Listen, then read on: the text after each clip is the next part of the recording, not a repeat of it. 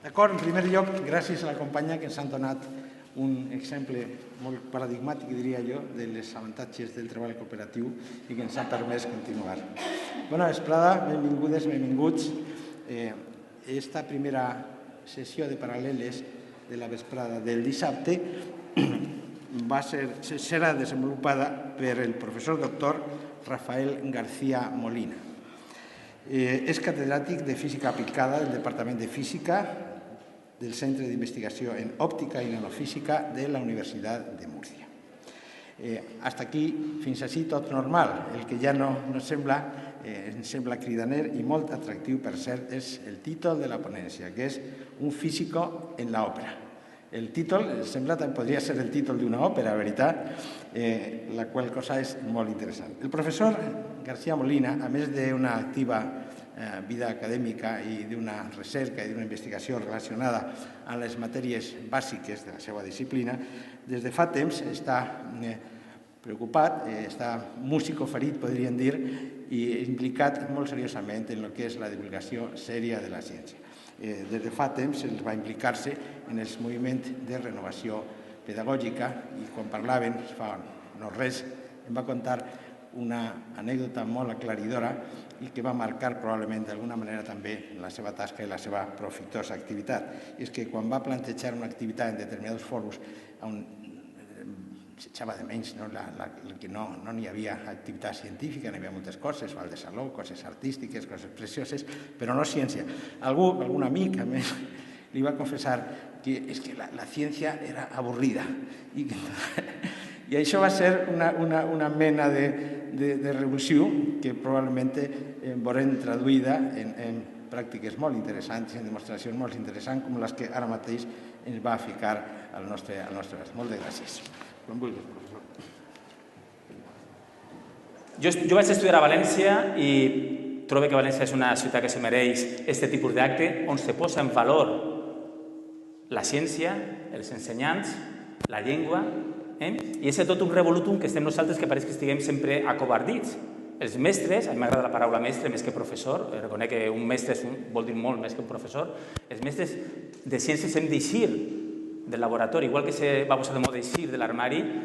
Si veieu un professor d'art o un professor de filosofia va tan content, tan pagat, i els alumnes diuen, és el professor de filosofia, i estan tots darrere d'ell, que nosaltres, perguem la vergonya, iscam al carrer i diguem, mira, és el mestre de ciències o el professor de ciències, de física, de química, jo vull fer un treball, jo vull fer una obra de teatre. Aquestes coses s'han de posar en valor. I jo, en un moment donat, vaig perdre la vergonya, fa molt de temps, perquè no fer res roïn, per tant, totes les coses que faig, i les faig en els alumnes de classe, jo dono classe tercer de física, quart de física, també en el màster del professorat, i els alumnes les valoren. Coses que pareix que siguin per a manyacos. Jo soc d'Alacant, sabeu que és un manyaco? Un manyaco és un xiquet menut, que no ha crescut. Doncs els xiquets ho valoren. A tots ens agrada que es conten coses com si foren xiquets menuts. Posar-les en context, sense passar-se, diguem, de fer-lo massa fàcil. I una de les coses que m'ha donat ara per fer és el projecte d'un físic a l'òpera. Això ho vaig fer jo fa... A mi m'agrada l'òpera, m'agrada la física, m'agraden moltes coses, algunes no les puc confessar en públic, però la idea és que si voleu contactar-me, la meva pàgina web està ahí i jo conteste. Això dels que conteste tarda una mica, però jo conteste. Lo de física a l'òpera naix perquè de la meva afició a l'òpera i a la física, perquè la física al final és afició també, doncs estàs escoltant òperes, estàs fent experiments de física i de cop apareixen algunes òperes que tenen referència a la física, referents claríssims a la física. I la idea va ser, segons vaig fer un tastet, no vaig fer una exposició molt acadèmica, va ser un menú de degustació perquè no donaria temps per a més, però donaria temps per a més per a fer espectacle de final de curs i dir que bé que s'ho passem els de ciències i amb els de lletres i amb els d'art i amb tot el món, no cal distingir, però nosaltres també. D'acord? I la idea és fer un maridatge d'experiències de física recreativa. La ciència recreativa és una cosa que va descobrir jo fa molt de temps, molt temps vol dir en el 95, ja ha plogut, en els meus amics mestres del moviment de renovació pedagògica dient que no, la física és avorrida, mentira, la física és divertidíssima. És dura, d'acord, però és que si una cosa no és dura no paga la pena. Paga la pena que siga dura i el retorn és gratificant. Llavors, en les experiències de física recreativa vas trobar la forma d'intercalar-les amb interpretacions d'òpera. I la física apareix al seu argument. Així que la xerrada és una excusa per a parlar d'òpera, d'acord? O una excusa per a parlar de física? També. O una excusa per a gaudir-ne d'ambdues coses, de la física, de l'òpera, i si alguna altra vegada fem alguna altra xerrada, moltes més coses. Així que vaig a començar. L'advertència és la ciència recreativa i l'òpera, ambdues són addictives. Això, si entreu en el món de l'òpera, no podeu eixir d'ell. És bo, és roïn, per a mi és magnífic. I la física recreativa, els que han entrat, que conec a molta gent que ha entrat, perquè jo el sé, diguem, estic enorgullit de donar-los la mà i que ells facin ara la seva tasca, saben lo gratificant que és personalment en l'àmbit escolar i este mes que és un mes de comunions. Quan la comunió s'allarga molt, en la taula de comunions podeu fer experiments de física recreativa a punta pala. Així que el problema és que una vegada travesseu el llindar ja no n'hi ha marxa enrere. Esto és com lo dels hobbies d'esta gent, que comença l'expedició i a veure quan tornen, però ixen enriquits. Jo estic satisfet, molt satisfet del que estic fent i la veritat és que m'ho passa molt bé. Bueno, doncs comencem per les òperes. Così fan tutte és una òpera de Mozart, final del segle XVIII, i la història és una comèdia d'embolic, comèdia com les que ara passen coses, s'enreden i al final, tot desenreda magníficament. I la història és que se proposa, così fan tutte, així fan totes les dones. Això ara políticament no seria correcte. Les dones són infidels per naturalesa. I la proposta, segons l'òpera, la proposta és els dos amants de les dues dones, els noms són Ferrando i Guglielmo, són amants de Fiordilici i Dorabella. I n'hi ha un... Don Alonso, que està allà enredant, diu: veureu com no us s'enamoren de vosaltres, no estan tan enamorades. Feu com que se n'aneu a la guerra i torneu disfressats. I tornen disfressats d'una cosa molt exòtica en aquella època, d'albanesos. I intenteu enamorar a l'altra parella. I d'això és l'argument. D'acord? Bé, doncs incidentalment comentaré que Mozart, diu l'escola de l'amant de Gliamanti, Mozart va conèixer a Mesmer. Mesmer, sabeu qui és? El del mesmerisme. Mesmerisme és tota la història de l'homeopatia, que podeu aprofitar per a ficar-lo en classe, parlar d'homeopatia, tots els estimadors, tot això, és el que va dir que curava en poders magnètics. Mozart va conèixer-lo quan era xicotet perquè el van convidar a la seva casa i Mesmer li va encarregar una obra titulada Bastien i Bastiena. I Mozart diuen que la va compondre, però la idea és que Mesmer va conèixer a Mozart i Mozart se va quedar impressionat i se veu que d'alguna manera va introduir en la seva òpera una referència a Mesmer. Ara veurem com va el tema. Els poders curatius del magnetisme. No se'n recordeu de les polseres magnètiques i fins fa poc les polseres hologràfiques. O sigui, el timó de l'estampita total. I la gent anava a 50 euros. Ministres! Ministres! O sigui, la cosa no... És que, mira... Bueno, doncs la idea era extraure els poders, en els poders de les mans, extraure les malalties. Bueno, doncs la idea esa continua pervivint. I així teniu el que va idear Mesmer. Com a una persona no li podia traure bé els diners, perquè al final tenien que pagar per la feina, al final se curaven, però era pura suggestió. Doncs va inventar una cosa que era le baquet, el bany, la banyera, on totes les dames de la burgesia, de l'alta alcúrnia, ficaven les mans i això per a curar a moltes al mateix temps. I n'hi ha una pel·lícula que es diu Mesmer, que és aquesta pel·lícula, vaig a posar un poquet de la pel·lícula, on apareix l'escena que és... Això és la banyera... I tu, què fas? Ahí teniu la banyera que va inventar. I, bueno, Mesmer és una pel·lícula, se pot veure, inclús, si busqueu en internet, podeu veure com l'aconseguiu, i veureu com responia la gent, vaig a posar-li veu.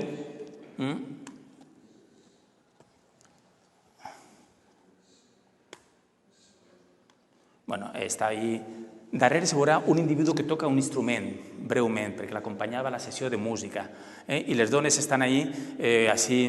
El moment de l'escena pareix sexual, arriba un moment que se posen així en espasmes, té el seu punt. Bé, doncs en un moment donat estan ferros, és aigua, al final les propietats magnètiques, d'alguna manera, l'aigua connecten els ferros, les dones estan enganxades als ferros i al final se curen, perquè si no, i tocant-li en les mans,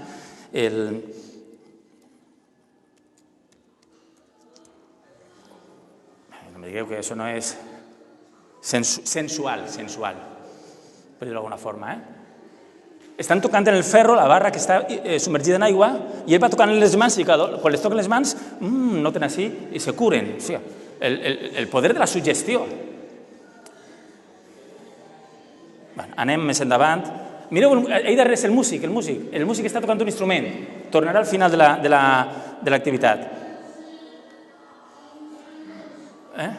Va tocant... Bueno, no m'ho puc entretindre perquè si no m'allargaré molt, però ahí està el barreño, la safa, que diguem nosaltres, i se curava en quan els tocava a ell. Bueno, doncs passem.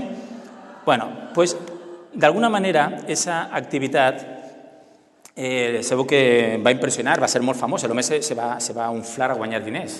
Després veurem com va acabar, quasi afortunadament per a ell. I en l'òpera de Così fan tutte n'hi ha una escena que és quan els enamorats tornen disfressats d'albanesos, mireu, disfressats d'albanesos quasi turcs, l'oriental és exòtic, i apareix la criada disfressada de metge. I què té en les mans? Un imant. Això és el que me va cridar l'atenció, l'imant.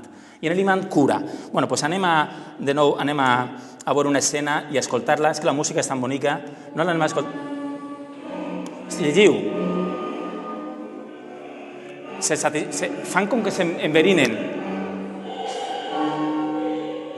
S'enverinen d'amor.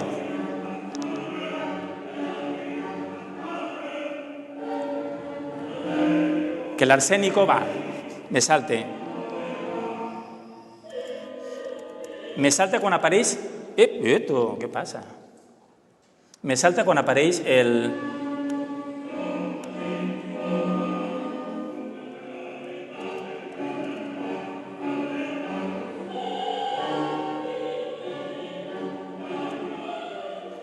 Ara... Ja està mig mort i ara apareix el metge en una ferradura que fa d'imant.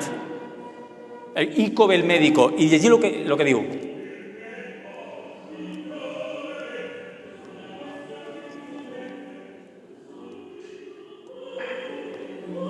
Parla macarrònic, llatí macarrònic.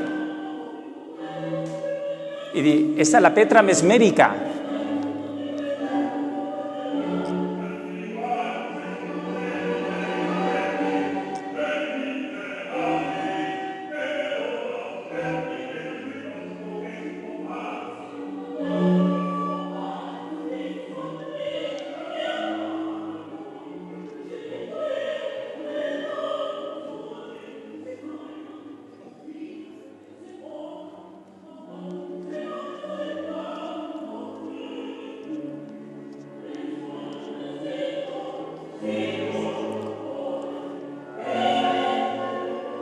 Ara traurà l'imant.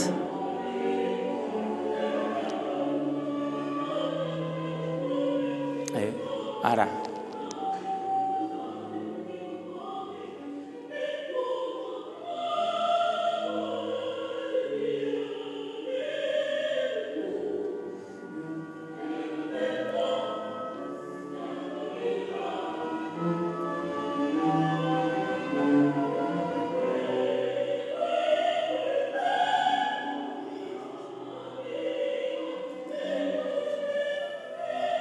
Bueno, tinc que parar perquè això és viciós, però comença a curar-los i fan moviments espasmòdics, com que sí, és molt divertida. La veritat que són aquestes coses, una de les primeres òperes a veure, al final s'arriba a Wagner, però això al final, però primer cal començar per aquest tipus de... Bueno, doncs, aquesta escena és la que m'ha motivat a mi a fer alguns experiments, que és el que jo vull contar-vos. Un experiment és que el magnetisme no afecta l'organisme en les maneres que indiquen ahir. Una de les coses que veieu al principi era com extraïa els poders unes línies, les línies de camp magnètic, com se poden veure línies de camp magnètic? Una botella plena d'oli i de borumballes de ferro de les de polir el terra. Bueno, doncs, si no se veu bé, jo he vingut preparat i ahí les teniu. Això ho faig jo en el màster del professorat, així tinc l'imant, i aquest borumballe no se va veure bé, però està ple de borumballes de ferro, jo se ho pose, i si se veiera bé, se veuria les línies de camp magnètic, se veuria la mar de bé. I les línies de camp magnètic són quan més juntes estiguen, si aquestes són les línies, quan més juntes vol dir que n'hi ha més intensitat, i quan més separades, menys. Bueno, és una forma de visualitzar-lo i del cara als alumnes, veieu ahir que bé que se veu, per això ahir se veu perfectament, ho podeu fer divinament, en botelles grans, botelles xicotetes, però a l'organisme no l'afecta. l'imant afecta a un material ferromagnètic, com és el ferro de les llimaures de ferro. Però a un material que no és magnètic no l'afecta. Però on tenim materials magnètics? Doncs en això, un bitllet de dòlar. Els bitllets tenen dins tinta que té partícules de ferro. Per què? Per a dificultar la seva falsificació, entre altres coses. En els bitllets de dòlar se veu molt bé. En els bitllets d'euro també se podria veure, però m'ha costat més. Així que anem a fer-lo en el bitllet de dòlar i queda... Així veieu el bitllet de dòlar. Això és un imant. Bitllet de dòlar. Veieu com se queda tret per un costat o per a l'altre. I podíem tirar-nos així molt de temps. Les partícules de ferro, estic posant-lo en els cantons, on està la tinta. Mireu on està la tinta. Un imant atreu a un material ferromagnètic, però un imant, com este altre que tinc així, i així tinc una barra d'un material que és metàl·lic, ho deixo i no se queda enganxat. Això és coure, un material diamagnètic. El ferro no treu el coure, és un material diamagnètic. Però mireu què passa en el coure quan deixa caure una moneda. Deixa caure una moneda de 10 cèntims, perquè si se me perd, la deixa caure i deixa una altra de més, si se me perd, i com que diu que l'economia està millorant, una d'un euro. Tira. Paf! Però ara deixa caure un imant. Això és un imant. I mira el que passa quan cau l'imant. Un imant en un material diamagnètic que no s'ha afectat, el coure no s'ha afectat quan està en repòs, perquè mireu com se cau, no s'enganxa. Però quan hi ha un moviment relatiu entre l'imant i el coure o viceversa, és el funcionament de les dinamos. El funcionament se veu divinament. Doncs aquest tipus de coses, que així se veu com funciona, vaig a passar, doncs això se pot explicar, contextualitzar. Jo tinc una pàgina web que se diu Simple más mente física, simplemente física, on vaig explicant coses. Si poseu simple más, el simple más està en castellà perquè treballa a la Universitat de Múrcia, si poseu això, doncs veureu preguntes, i algunes preguntes és què passa quan deixeu caure un imant per l'interior d'un tub d'alumini. Lo que marca, o sigui, n'hi ha moltes coses, a més de que se retarda, doncs ahí està caient en la velocitat límit, n'hi ha fricció, però no fricció per contacte, n'hi ha fricció perquè l'imant està creant un camp magnètic induït en la... Perdó, l'imant està en moviment, l'imant en moviment està creant corrents elèctrics dins del coure i els corrents elèctrics creen camp magnètic i entre ells interactuen de forma desagraïda. Els corrents elèctrics generats produeixen un camp magnètic que s'oposa al seu creador. O sigui, això és quasi una mica per a discutir quasi filosòfic, però és el que succeeix. L'imant en repòs no afecta al material diamagnètic, però sí en moviment. Això és important perquè és la base de tota la il·luminació, de tot el sistema elèctric que tenim de produir energia, salts d'aigua o centrals tèrmiques o centrals del que siga, que generen moviment relatiu entre un imant i una bobina que tinga espires per a conduir el corrent elèctric. Bé, aquest és el tema del così fan tutte. Podríem fer-ne més, però vaig de pressa i no m'entretinc. Això en classe s'ha de donar dosificadament o per plaer. Mira, meu pare se ve fent això i després feu els xiquets que vulgueu. Si se ho doneu als xiquets, i parlo de xiquets, no dic xiquets i xiquetes perquè el tema si se ho digueu als xiquets i estan inclosos tots, ells responen divinament, perquè si s'oferiu demanant, mestre, per què no fem més? Un minut de ciència, demanen un minut de ciència, o el pati de la ciència l'està presentant la meva dona en una altra xerrada, és una llàstima, però també està molt bé, un pati, 5 minuts de ciència en el pati, moments, i els xiquets venen, mestre, mira el que sé, el que he après jo en ma casa, i venen a contar experiències, jo penso que és molt motivador. Doncs una altra òpera que també té un referent a la física, un segle després de la de Mozart, és Els contes de Hoffmann, Le Conte de Hoffmann, que és... Esta és una tragèdia. El pobre Hoffmann s'enamora i no se menja un torrat, perquè són enamoraments frustrats. I en un d'aquests enamoraments frustrats, al final l'òpera transcorreix quasi un segle després de la de Mozart. En un d'aquests enamoraments frustrats, Hoffmann s'enamora d'una nina, d'una monyica, un ser mecànic que no té vida pròpia, però s'enamora. Els ninots mecànics estaven de moda, els autòmates. Els autòmates eren ninots que simulaven el moviment, les actuacions dels éssers humans i cantaven o interpretaven o jugaven inclús a l'escac. als escacs. En un cas era un individu que estava dins amagat, però va estar molt de moda el tema dels automates. I què té que veure això amb la física? Doncs molt senzill. En l'escena en la qual Hoffman, el primer acte no és la primera part, perquè està dividida d'una altra forma, però el primer acte, Hoffman és el deixeble de Spallanzani. Spallanzani és el mestre de Hoffman i l'escena transcorre en un gabinet de físic, i diu, richement meublé, mentira. Un gabinet de físic mai serà amoblat ricament, perquè tots coneixem com està el tema. I a més, perquè si està amoblat ricament no podem manipular com ens agrada a nosaltres. Però l'escena transcorre ahí. Spallanzani, que és el mestre de Hoffman, el nom fa referència a un biòleg que va demostrar que la teoria de la generació espontània era mentida.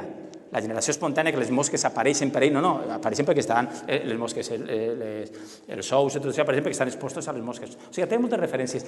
I diu, bonjour, mon cher Hoffman. Jo vaig estudiar francès a l'institut, i vull aprofitar. Quelle exactitud? Has arribat, vinga. És que has renunciat als teus desitjos de poeta?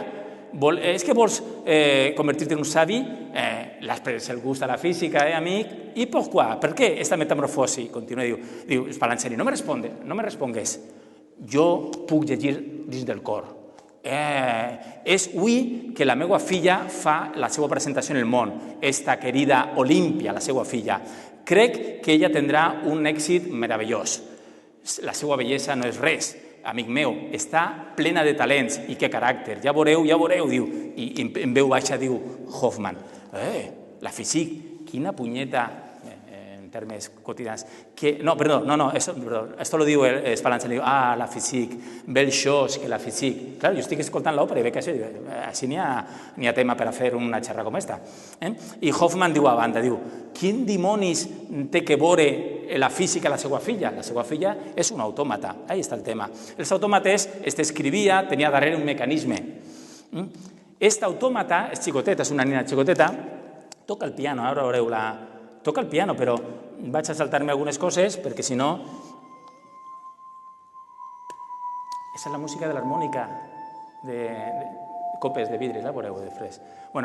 Me salta algunes coses, te dis mecanisme, te l'ensenyen, mecanisme, perquè i se mouen com si foren éssers humans.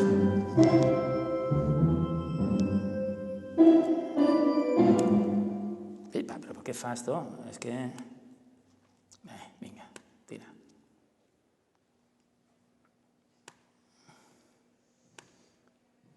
Vinga.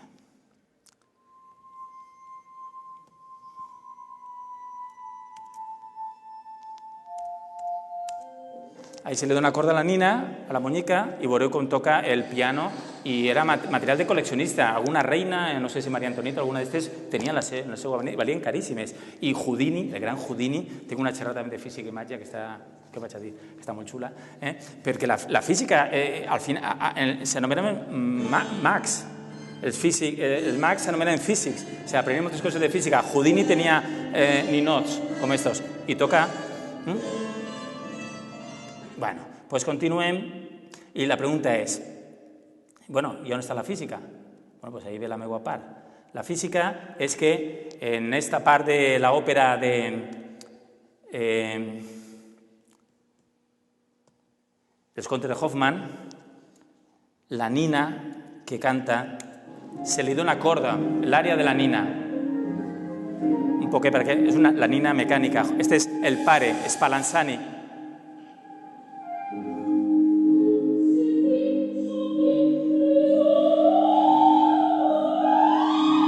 Continua cantant, i se li acaba la corda.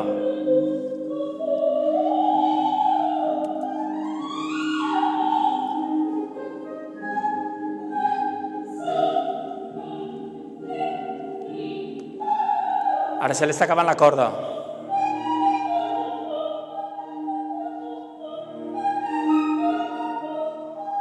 Hoffman s'enamora, és una nina.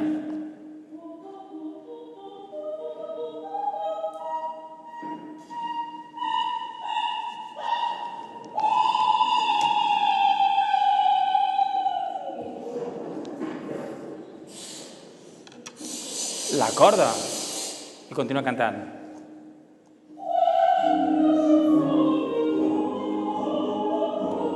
Continuem. Bueno, i la física, què pot dir així? Bueno, doncs que la conservació d'energia la respectem, encara que en els Simpsons també la respecten. Si recordeu, els Simpsons és una altra història de xerrar ciència en els Simpsons o en còmics i coses d'això. Les lleis de la física se respecten. I una de les coses és la conservació d'energia. Si a un sistema li dones energia, aquest sistema l'ha de consumir i quan se consumir s'ha acabat. I el tema de la música l'estàvem escoltant. Com produïm música? Doncs jo tinc així una caixeta de música i si la faig sonar, quan me queda? Va, perfecte, val, perfecte. Si la faig sonar la caixeta de música, sentiu alguna cosa? Està vibrant uns palets que se transmeten a l'aire. L'aire és molt mal propagador de la música. Però si la poso damunt d'una base com esta,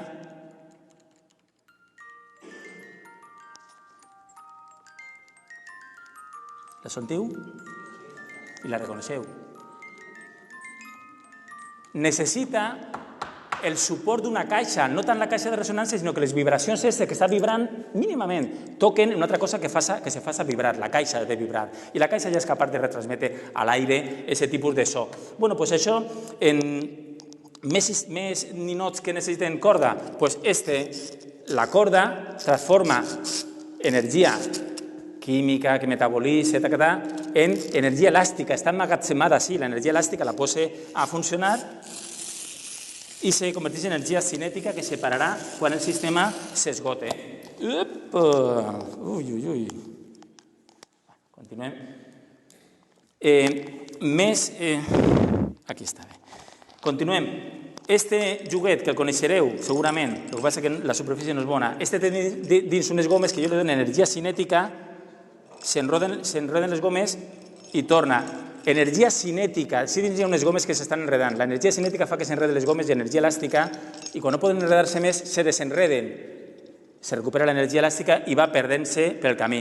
I després, una altra forma d'energia, energia potencial gravitatòria. Si tinc este ninot, que l'he vist ja en alguns jocs, que és molt bonic, jo tenia abans un altre que era un camell, que no el trobo, però algun dia el trobaré. Este ninot el posa a caminar a la vora de la taula, potser d'ací se veja millor. El posa a caminar a la vora de la taula i camina perquè està impulsat per l'energia potencial gravitatòria que tenia al principi, d'acord?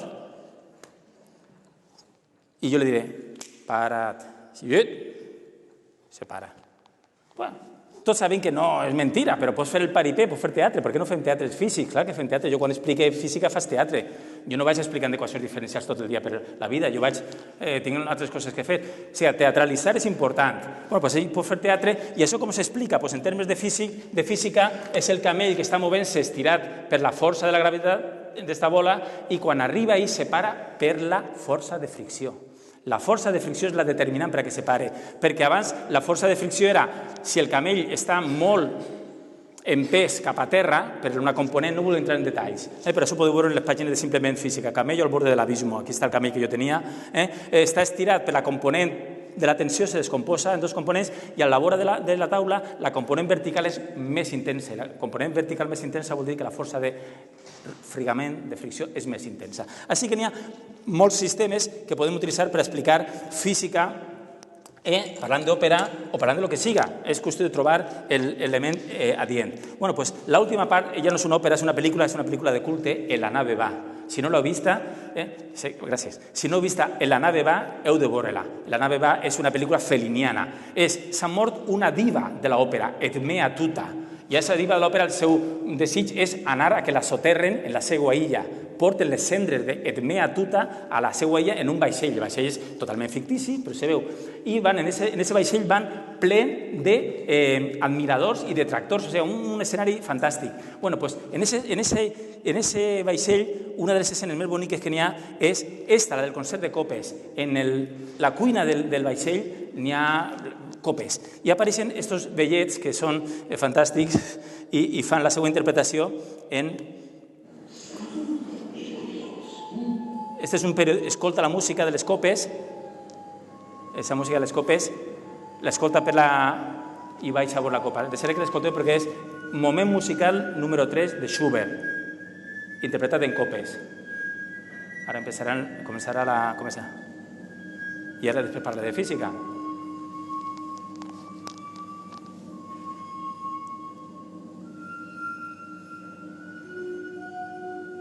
Copes i...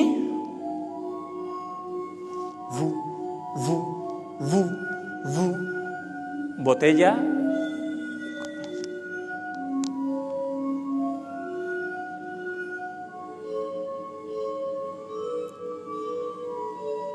Podria tirar... A mi me fascina la música esta. I vaig a saltar un poquet. Veieu el que sopla, el que bufa en les botelles? Bueno, me salte quasi al final per a veure com acaba la música. Ai. Fa. Bueno, on està la física? Bueno, on està la física d'ací? Retornem a la física, que és el que ens importa, i la física està en la física de les copes i de les botelles. N'hi ha copes amb dues quantitats d'aigua.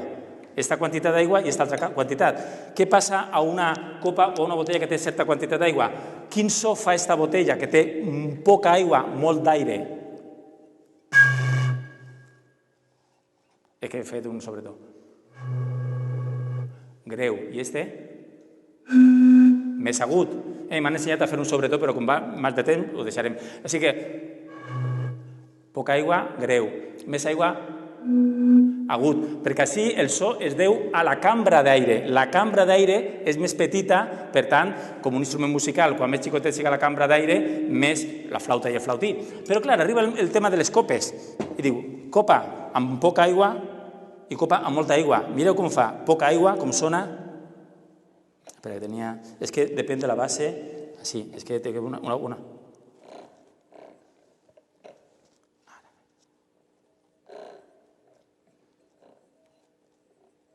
Vaja. Quan té que eixir, no és. Vaja.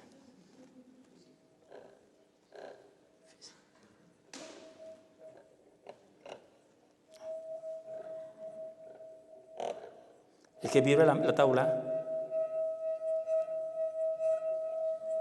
Si li posa més aigua, segueix la mateixa lògica que la de la botella, doncs mireu, més aigua. És més greu. Per què? Perquè ahir no vibra el so no està originàriament produït per la quantitat d'aire, és per les vibracions de la paret. I a la paret li costa més vibrar quan té més aigua. Li costa més, per tant, és un so més greu. Bueno, podríem continuar parlant de més coses, no me vulgui entretindre. Podríem veure com se fa música en aquesta vareta, que si jo l'agafe així, l'agafe pel centre i tinc els dits banyats i m'he posat una... Ai. Veieu que s'adreça cap a vosaltres el so i ara esteu sentint efecte Doppler i ara la pare. Podeu fer... Esto és ciència recreativa del segle XIX, redescoberta per molta gent i usada, vareta d'alumini en qualsevol tenda. I ja, per acabar, i prenc... Esto és un vol tibetà, de la gent que l'agrada. Bueno, però és que també se fa sonar així. Què sona? Va. Està...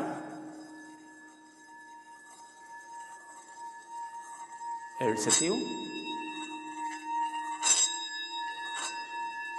Pues això m'he donat peu a parlar de l'últim invent, i disculpeu perquè ja acabe l'últim... Bueno, això està explicat també en un altre concert de copes i botelles de Simplement Física, i ja això està explicat Benjamin Franklin. Benjamin Franklin va inventar una harmònica de copes. L'harmònica de copes és això que teniu ahí, que està format per copes ensartades i se toquen així, com això. Bueno, pues Benjamin Franklin va participar en la comissió que va dictaminar que Mesmer era un farsant. Benjamin Franklin, Guillotin i Lavoisier, i com que era un farsant el van expulsar de França.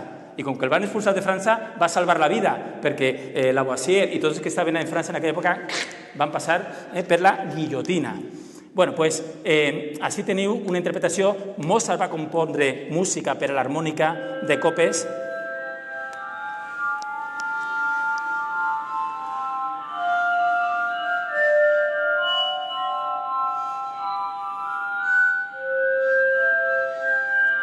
Invent de Franklin. I també va composar música per a l'harmònica de copes Donizetti en la Lucia de Lammermoor. La locura de Lucia de Lammermoor, en el moment que Lucia de Lammermoor pensa que parla en el seu estimat, s'havia de sentir l'harmònica de copes. Els compositors van compondre per això, però ara crec que és una flauta el que s'usa. Bueno, doncs això és el que me permet a mi donar... Perdó. Disculpeu. Això és el que volia comentar-vos sobre la física i l'òpera. Jo vaig fer això en Madrid amb un grup de música en directe. A la dreta, la part dreta, per a mi l'esquerra, estic jo. I els músics anaven vestits d'època i feien, gesticulaven, però no només cal cantar, cal desmallar-se. Oh, amor, i tot això. Fantàstic. M'agradaria tornar a fer-ho, però no pot ser. Gràcies per la vostra atenció i disculpeu que m'hagi passat.